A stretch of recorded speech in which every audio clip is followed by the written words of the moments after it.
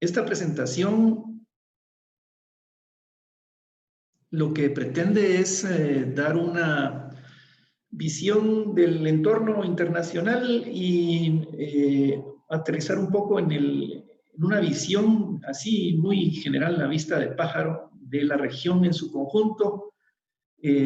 Todo esto como preámbulo a las presentaciones que los colegas van a hacer de sus respectivos países. La idea entonces es poner un marco a las presentaciones de que los colegas van a estar desarrollando el resto de la mañana y ubicarla en primer lugar en este entorno internacional que evidentemente está determinado por la pandemia y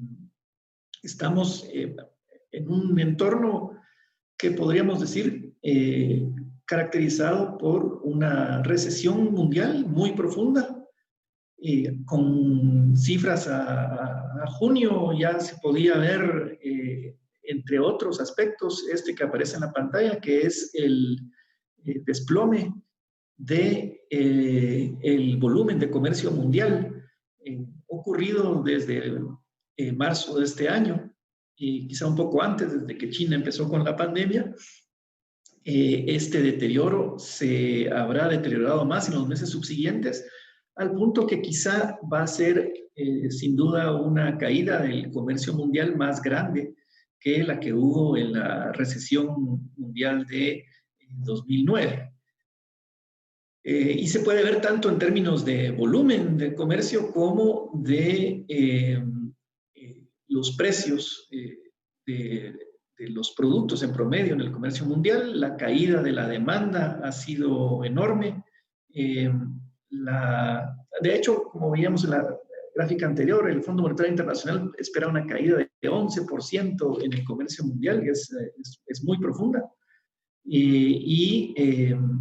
Una recuperación que no va a compensar esa caída en 2021. Los precios en general también están deprimidos y evidentemente esto lo que nos revela es el doble impacto de la pandemia desde el punto de vista de una caída en la oferta agregada de la economía mundial, también retroalimentada por una caída en la demanda agregada. Si vemos cómo está nuestro principal comportamiento de los países, de los 5 países centroamericanos, que es la línea gris clara en cuanto a las exportaciones a mayo, podemos ver que tenía ya una desaceleración importante, pero que todavía no llegaba a los extremos de caída que tenía la caída de las exportaciones mundiales. Y el efecto, por lo tanto, de esta caída en el comercio mundial, en la región, pareciera que iba a ser menos severo que en otras economías, como veremos más adelante. En el caso de nuestro principal socio comercial de la región, que es Estados Unidos,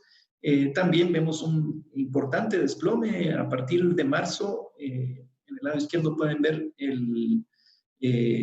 nivel de compras que reporta el índice PMI, que es realmente una encuesta a los principales encargados de compras de empresas en Estados Unidos,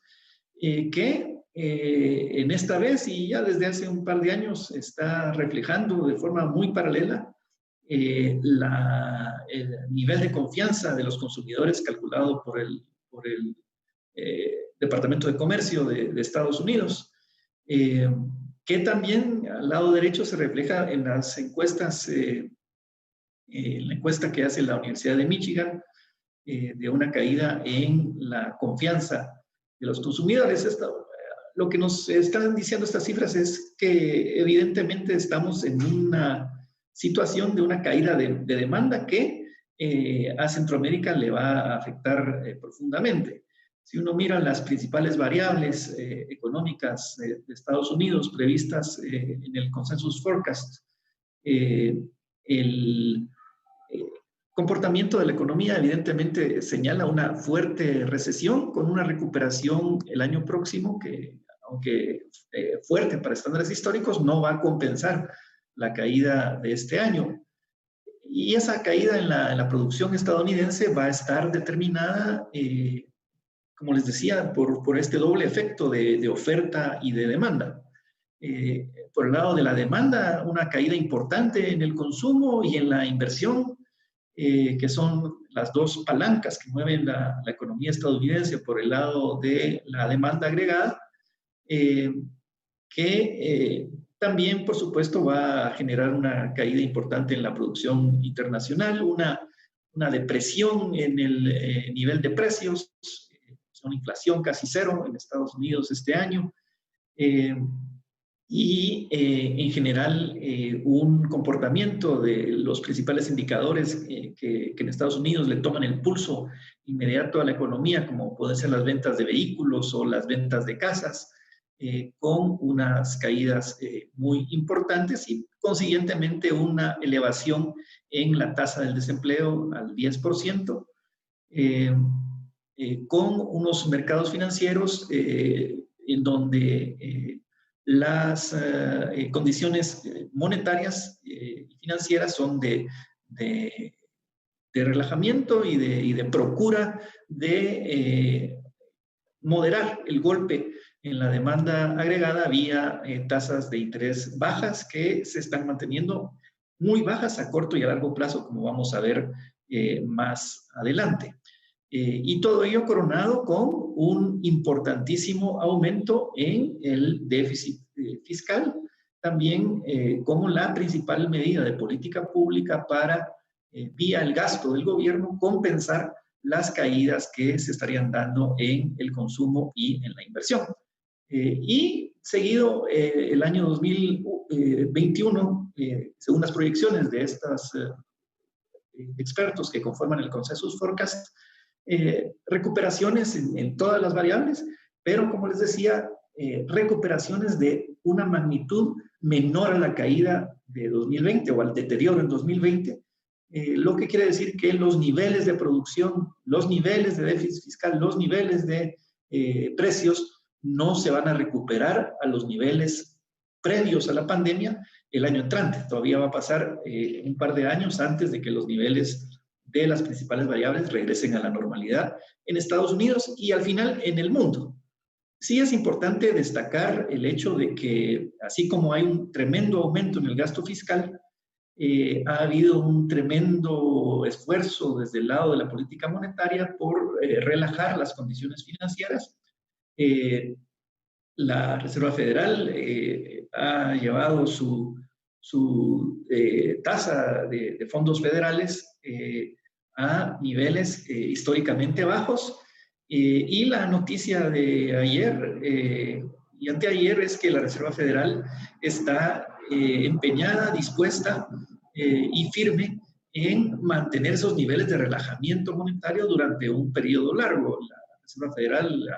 anunció que incluso está cambiando la forma en que calcula su meta de inflación. Ya el 2% no es el techo máximo, sino que es el promedio al cual le está apuntando la Reserva Federal, un promedio de largo plazo, además, de un plazo no especificado, lo que señala una mayor discrecionalidad en las actuaciones del Banco Central estadounidense y previsiblemente la persistencia de bajas tasas de interés durante un largo periodo de tiempo. La situación ha llevado a que la tendencia que llevaba el dólar a fortalecerse en 2018 y 2019 en los últimos meses indique que estaría empezando otra vez a debilitarse o por lo menos a ya no seguir en su tendencia de fortaleza del dólar, especialmente aquí comparado con el euro, que es la principal moneda de referencia para este tipo de cambio. Estamos viendo entonces una política monetaria debilitada que repercute efectivamente en un dólar menos fuerte. El otro tema que es importante mencionar es que antes de la pandemia, este cierre de la brecha entre la tasa de interés de largo plazo, que es la línea roja, y la de corto plazo, que es la línea negra, se había cerrado esa brecha que normalmente se mantiene, lo normal es que se mantenga a lo largo del tiempo, pero se venía disminuyendo e incluso se había empezado a tornar negativa. Y cuando esas cosas suceden, normalmente se dice que cuando la brecha de tasas de interés se cierra o se vuelve negativa, como ocurrió en 2007, es un preámbulo, un anuncio de una irremediable recesión. Lo que pasó aquí es que se estaba anunciando y temiendo una recesión, pero lo que hizo la pandemia fue decirles, miren, no se preocupen por el cierre de la brecha y la curva de rendimientos invertida, porque yo me voy a encargar de que la recesión sea un hecho, y es lo que ha ocurrido. Eso sí, con una spread entre las tasas de corto y de largo plazo casi nulo. Las tasas de largo siguen siendo un poquito más altas que las de corto, pero la diferencia es bien pequeña. Este escenario lo que nos plantea es que tenemos básicamente tres problemas enfrente que van a durar el resto de 2020 y 2021 en el panorama económico mundial, y es que la demanda agregada y el empleo van a estar bajos, en primer lugar. En segundo lugar, que la oferta va a estar muy cambiante, en el sentido de que algunas actividades económicas irremediablemente van a estar golpeadas a largo plazo, mientras que otras nuevas actividades o actividades emergentes en sectores como medicamentos, tecnología, etcétera, van a estar en una situación favorable. Y entonces va a haber cambios y muchas innovaciones en la forma en que se produce la oferta agregada. Y el tercer problema va a ser, que también va a ser de largo plazo, una situación fiscal muy deteriorada en casi todos los países del mundo. Pueden ustedes ver que en la parte fiscal estamos viendo niveles de deuda pública crecientes y niveles de déficit fiscal también crecientes, al punto que, como pueden ver, para los Estados Unidos se espera un nivel de déficit fiscal de más del 23% del PIB. Y eso se replica en la eurozona, en China, en Latinoamérica y en general en el mundo, con una corrección el año próximo, pero que todavía va a dejar el déficit fiscal por encima de los niveles que tenía antes de la pandemia. Y eso va a hacer que el problema fiscal sea un problema que va a estar enfrentando el mundo los próximos meses irremediablemente. En resumen, lo que estamos viendo, según las proyecciones del Fondo Monetario Internacional, es una recesión mundial en toda regla, de un porcentaje no tan dramático, un 3%, es grande, es más grande que la recesión de 2008-2009, pero que se ve compensado básicamente porque las economías de Asia emergente no van a tener recesión. Especialmente estamos hablando de China y en menor medida de India, que están siendo afectadas, pero afectadas en el sentido que de crecimientos muy altos que tenían antes de la pandemia van a desacelerarse, pero no a caer a niveles de crecimiento muy modestos, pero todavía sí van a crecer esas economías. Las que sí no se salvan son las economías desarrolladas, Estados Unidos y la zona del euro, y nuestra región latinoamericana también con caídas bien importantes en el PIB. Y la recuperación esperada en 2021 va a ser bastante buena, pero otra vez, la generosidad de la recuperación desgraciadamente va a estar centrada en Asia emergente. La recuperación, en cambio, en Latinoamérica va a ser lenta relativamente. Lo mismo que en los países avanzados, que aunque son tasas históricamente altas, no van a compensar la caída que vamos a ver en la producción en 2020. La situación inflacionaria está totalmente bajo control, digamos que bajo control en el sentido de que no hay inflación. La preocupación de las autoridades monetarias en los países avanzados es que una inflación persistentemente baja es factor que alimenta la depresión en la demanda agregada y por eso es que tanto la Reserva Federal como otros bancos centrales importantes están apuntando a provocar un poco más de inflación para elevarla a niveles de 2% anual, de tal manera que eso sirva de lubricante para el funcionamiento de la economía y se espera una inflación muy modesta, pero sí superior a la de este año en 2021, en parte provocada porque este enorme efecto a la baja en los precios del petróleo ocasionado por la caída tremenda en la demanda, cuando ya venía el mercado de petróleo registrando excedentes de producción, pues se va a revertir el año. De hecho, ya se está revirtiendo. Esta previsión del fondo quizá es demasiado pesimista, no va a caer tanto el precio del petróleo este año, porque ya se está empezando a recuperar y el año entrante sí se espera una recuperación relativamente importante en el precio de los combustibles. Para seguir dándoles este entorno de la situación y ubicarnos en la región, también tenemos para compartirles algunos indicadores socioeconómicos de Centroamérica. Siempre hemos insistido que el caso de Costa Rica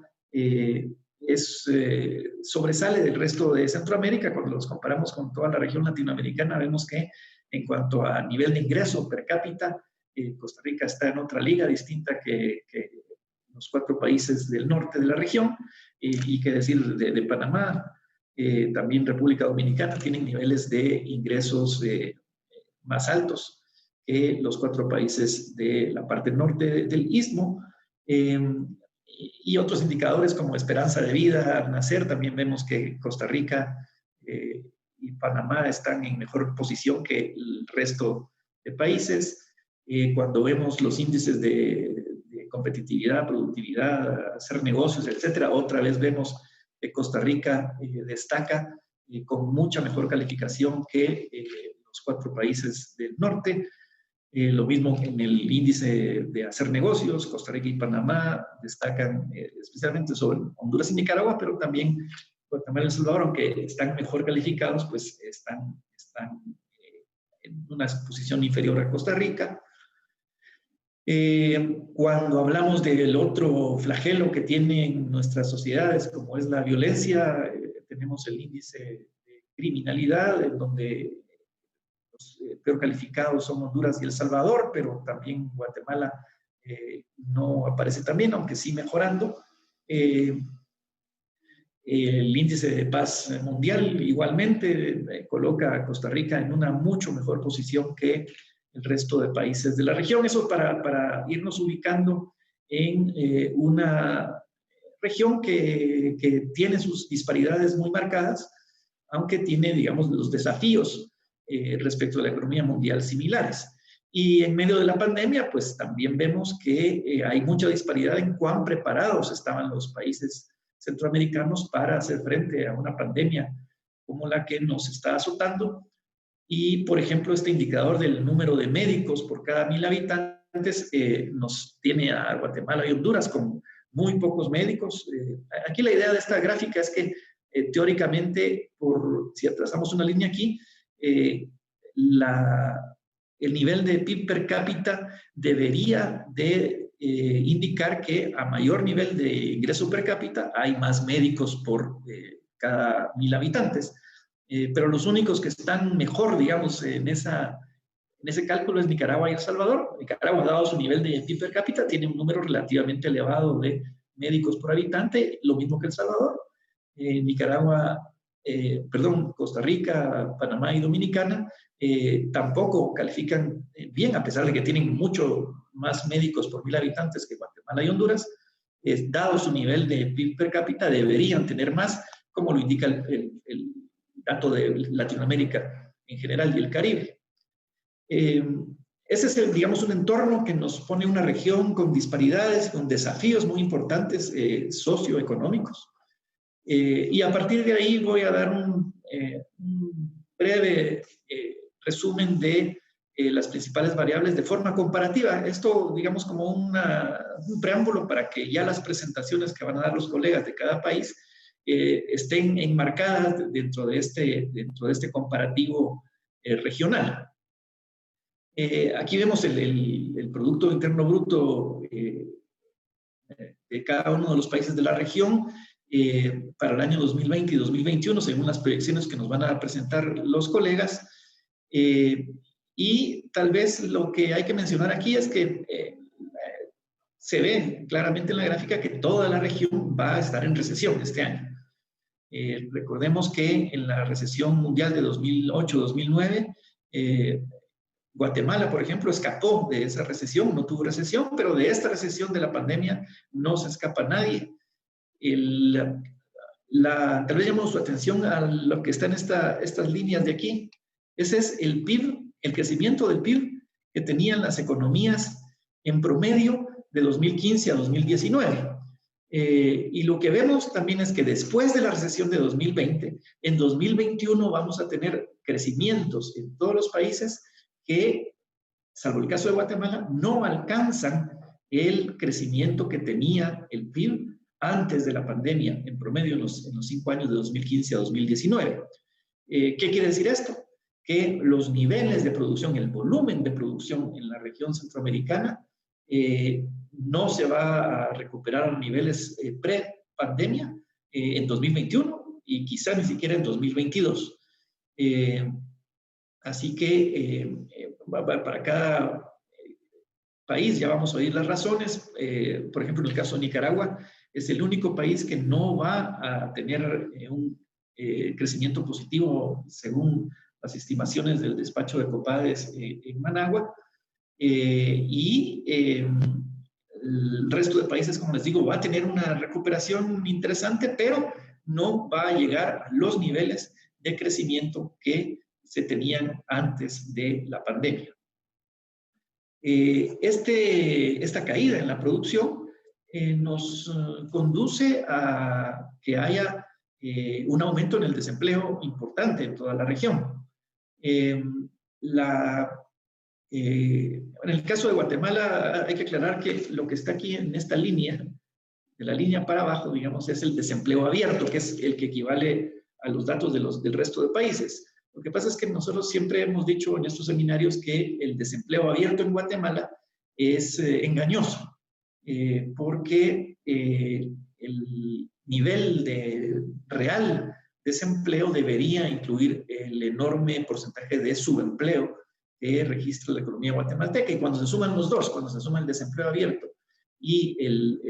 subempleo, entonces sí nos da estas cifras bastante elevadas que esperamos que vayan a regir,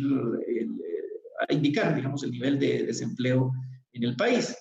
En el resto de países de la región también vemos importantes aumentos en su tasa de desempleo. En el caso del resto de países sí estamos hablando del desempleo abierto,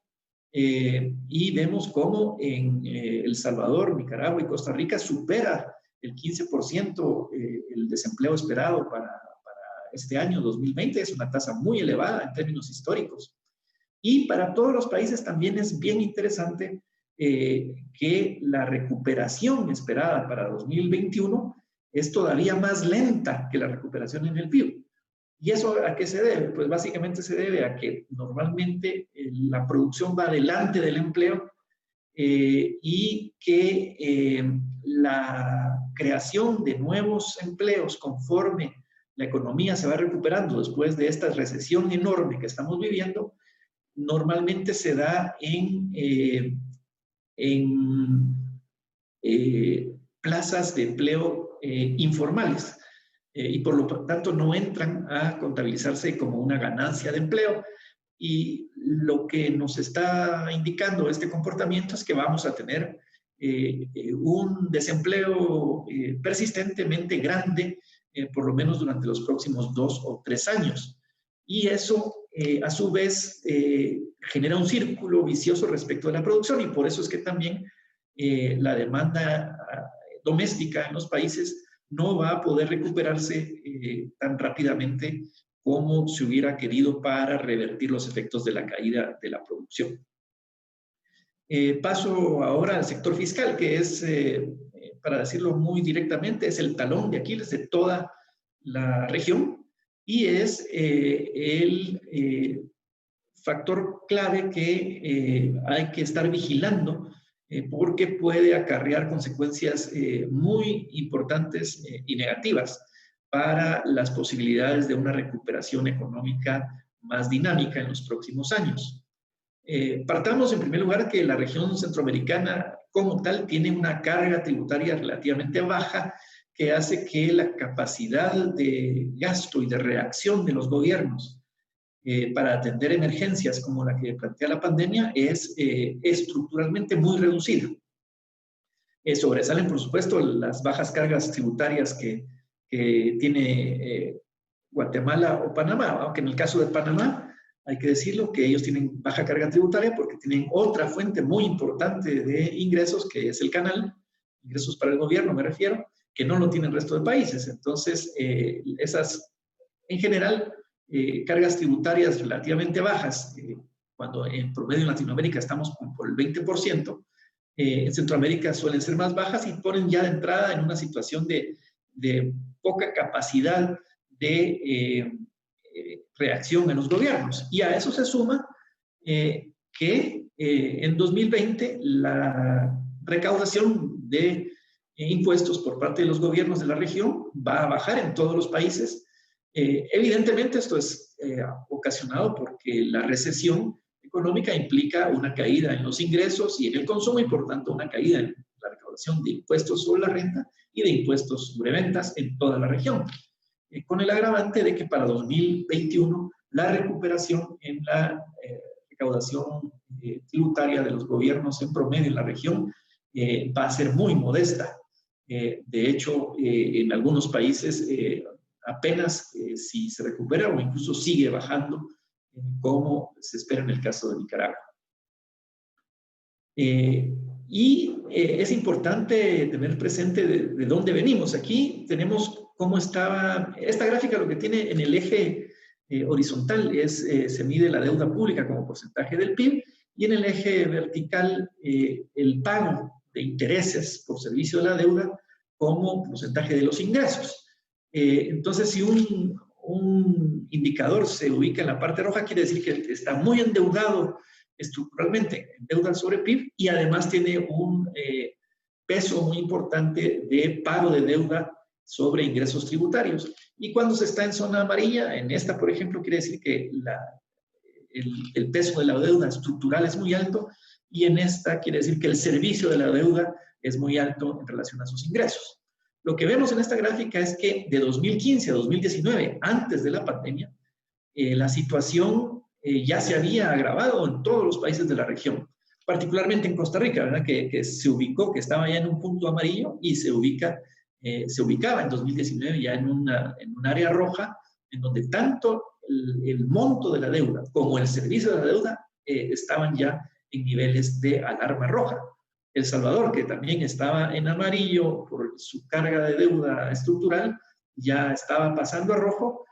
Panamá de verde estaba pasando amarillo y Guatemala estaba pasando ya casi amarillo en cuanto al servicio de la deuda. Aunque Guatemala, como pueden ver, tiene una carga como porcentaje del PIB bastante baja, cuando hablamos de sus obligaciones de servir la deuda como porcentaje de sus ingresos, sí ya está en un nivel preocupante. Entonces, ¿a qué viene esta gráfica? A que antes de la pandemia ya teníamos una situación de alarma en toda la región sobre el debilitamiento de las condiciones fiscales en cada uno de los países. Y lo que esta pandemia ha traído es la necesidad de los gobiernos de reaccionar con un aumento importante en el gasto público para compensar la caída en la demanda agregada de las economías, al mismo tiempo que los ingresos se están cayendo. Y eso lo que hace es elevar el déficit fiscal a niveles muy importantes. De nuevo aquí, la línea gris, que ahora estoy poniendo yo en rojo, lo que señala es cuál era el nivel de déficit fiscal antes de la pandemia. Y como pueden ver, para 2020 todos los países tienen un aumento en su déficit fiscal. La única excepción es el extraño caso de Nicaragua, que ya Néstor nos va a explicar a qué se debe que en plena pandemia no haya habido un estímulo fiscal importante y se espera para el otro año, pero en el resto de países sí. También es de tener en cuenta que, como habíamos visto en esta gráfica anterior, el nivel ya de estrés fiscal ya era alto en 2019, al subir tan drásticamente los déficits fiscales en 2020, algunos países y la mayoría se ven obligados a que esto sea temporal y a tratar de corregir este déficit fiscal, y por esa razón es que vemos que, salvo Honduras y Nicaragua, en el resto de países hay una reducción esperada del déficit fiscal, porque esta expansión fiscal en todos los países es insostenible en el largo plazo. Lo que sí vemos es que esa corrección que va a haber en 2021 no llega ni siquiera a acercarse a los niveles de déficit fiscal más bajos que habían antes de la pandemia, y eso va a ser determinante en todo el comportamiento macroeconómico de la región en los próximos años. Como pueden ver, los niveles de deuda pública sobre PIB esperados para 2020 se han elevado en todos los países, incluyendo en el caso de El Salvador y Nicaragua, llegando a niveles cercanos o alrededor del 50% de deuda externa sobre PIB. En el caso de Costa Rica, Guatemala y Honduras, también hay un componente más importante aún en términos de deuda pública interna, como vamos a ver en las presentaciones. Como les decía, los flujos externos con la recesión mundial muestran una caída en el volumen de comercio mundial que ya vimos, y eso al final de cuentas pues va a afectar las exportaciones de todos los países de la región, todos excepto Nicaragua con crecimientos muy negativos esperados en las exportaciones para este año 2020, también Nicaragua pues va a tener un crecimiento casi nulo en exportaciones, con una recuperación relativamente importante para 2021, pero sin de nuevo compensar la caída que se va a tener en 2020. Y como las economías también están golpeadas internamente, pues la demanda por productos externos también va a desplomarse en todos los países de la región de forma importante, 2 dígitos de caída en todos los países de las importaciones, asociado a la recesión que se verá en todos los países, de nuevo con una recuperación en el monto de las importaciones que va a ir de la mano de la recuperación de la producción. Una variable que es muy importante para los casos de Honduras, El Salvador y Guatemala es el caso de las remesas familiares. Aquí estamos viendo un fenómeno que cuando empezó la crisis no esperábamos, y es que las remesas han seguido fluyendo en montos importantes, desaceleradas, eso sí, pero no se han desplomado, no han sido ni siquiera negativas en algunos casos en su crecimiento, sino que han seguido fluyendo. En el caso de Nicaragua, las remesas son importantes como porcentaje de sus ingresos de divisas, y también, aunque los montos son menores que los de los 3 países del Triángulo Norte, siguen siendo positivas y aliviando un poco la crisis del consumo, puesto que la mayor parte de las remesas que reciben los países de la región, su destino es el consumo, y por lo tanto apuntalan un poco la alicaída demanda agregada. Tenemos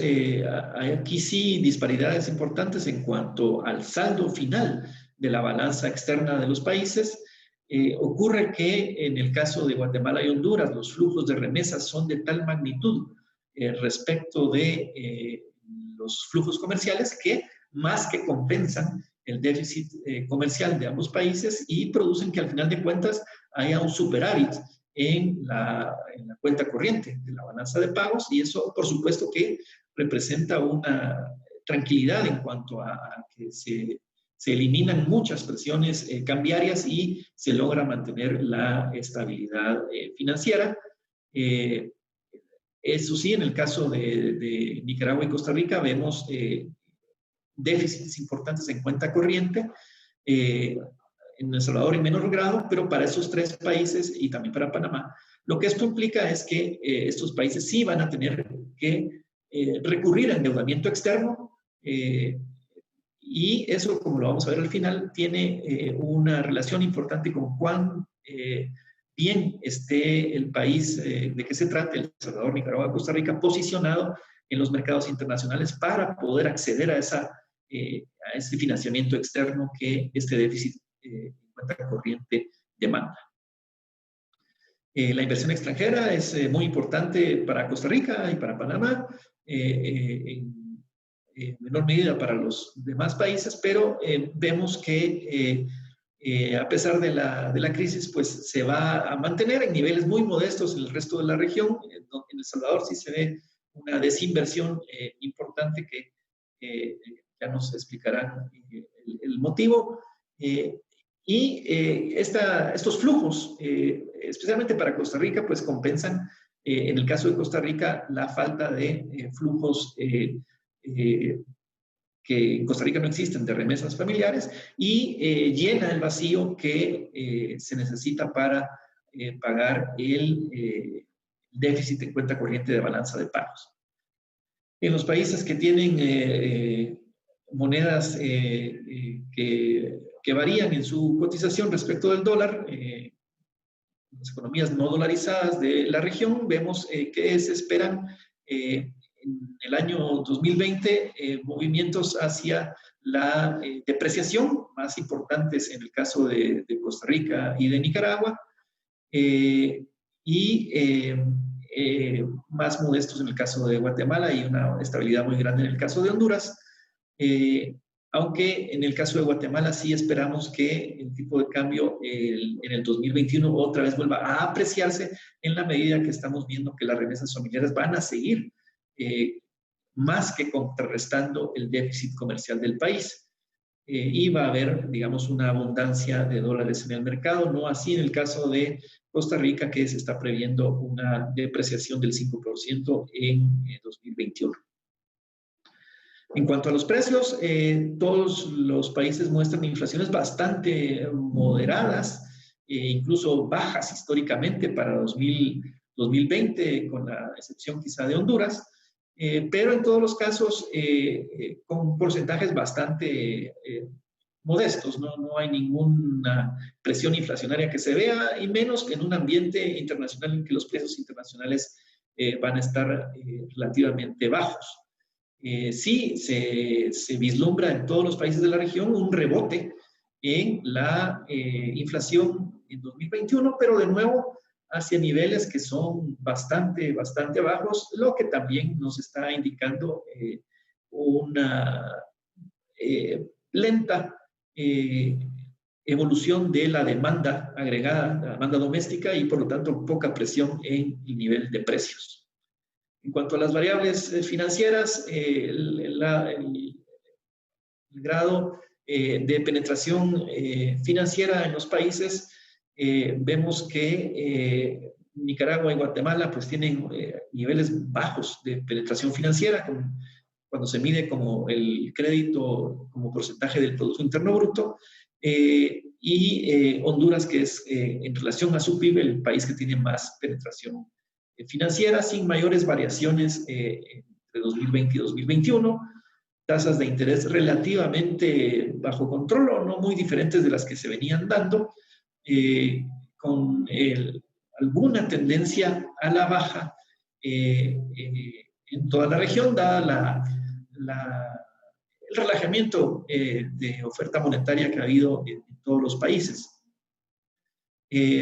Especialmente previsible en Costa Rica, en donde sí se espera una caída más rápida en las tasas de interés en 2021, que puede ayudar a reavivar la demanda agregada en ese país. Lo mismo con la tasa pasiva, aunque ahí con variaciones mucho más lentas. El último apartado es este del riesgo país, que nos parece que es bien importante mencionarlo. ¿Por qué? Como les decía, el principal eslabón débil de todas las economías en la región son los precarios indicadores que muestra el sector fiscal.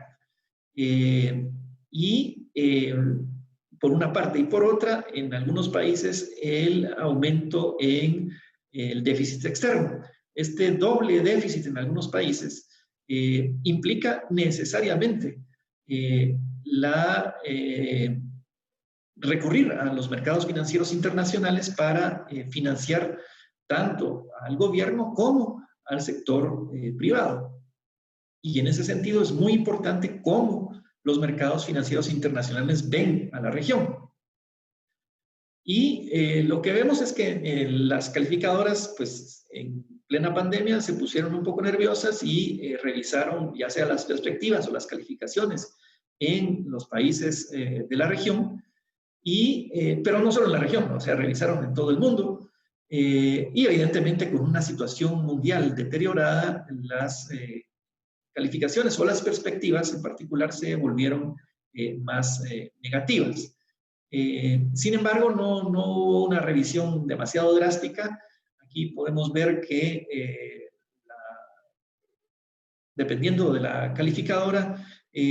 Guatemala tiene calificaciones un notch arriba del resto de países. Tenemos que mencionar especialmente por el tema fiscal los casos de El Salvador y Costa Rica que, como nos van a explicar los expositores, van a enfrentar desafíos muy importantes en el área fiscal, una situación en la que se necesita aumentar el gasto público para compensar los efectos nocivos de la recesión, pero del otro lado necesitan cerrar esas brechas fiscales que se han producido desde antes de la pandemia y que requieren de ajustes. Entonces, ese juego de equilibrio va a ser muy importante. La aspiración de los países debería ser llegar a grado de inversión, que es el que tiene Panamá, pero eso va a llevar una serie de ajustes que van a llevar tiempo y esfuerzo de todos los países de la región y que son a los que deberíamos aspirar todos como región. El que al final de cuentas manda, aparte de las calificadoras, es el mercado. Y lo que los mercados nos están diciendo es que la pandemia provocó digamos, esa pérdida de imagen y de buena calificación de los países. Como les decía, las propias calificadoras revisaron en muchos casos a la baja las perspectivas o la propia calificación de los países. Ustedes pueden ver que tanto en todos los casos donde los bonos se cotizan en los mercados internacionales, los bonos de gobierno, a raíz de la pandemia, en el mes de marzo, el ENVI, que es lo que está graficado en esta diapositiva, que es el índice de bonos de mercados emergentes, se deterioró. El ENVI lo que calcula es la diferencia, el diferencial entre la tasa que pagan los bonos soberanos de los países en los mercados internacionales, ya en el mercado secundario, el diferencial de esta tasa versus el de los bonos del Tesoro de Estados Unidos, que se supone que son libres de riesgo. Y lo que los mercados sintieron en marzo o abril es que había más riesgo en estos países y el ENVI creció de forma importante y notoria, especialmente en El Salvador, Costa Rica y Honduras, que tienen desafíos fiscales más grandes que Guatemala y Panamá, pero también en estos dos últimos el ENVI pues aumentó, el riesgo aumentó. La buena noticia es que gradualmente en los meses subsiguientes el ENVI se ha reducido en todos los países, incluyendo en El Salvador y Costa Rica, que son los que tienen los desafíos más grandes en materia fiscal. Lo que quiere decir es que los mercados internacionales están tranquilizándose y que la gran amenaza que representa un ENVI muy elevado para nuestros países, esa amenaza es que va a ser, mientras más alto el ENVI, va a ser más difícil y más caro obtener los recursos que necesitan los gobiernos y la empresa privada para financiarse desde el exterior. Se han venido calmando, se han venido reduciendo y con eso yo cierro, digamos, con una nota relativamente optimista esta presentación introductoria. Los mercados internacionales pueden ser favorables para enfrentar el principal riesgo de la región, que es el reto fiscal.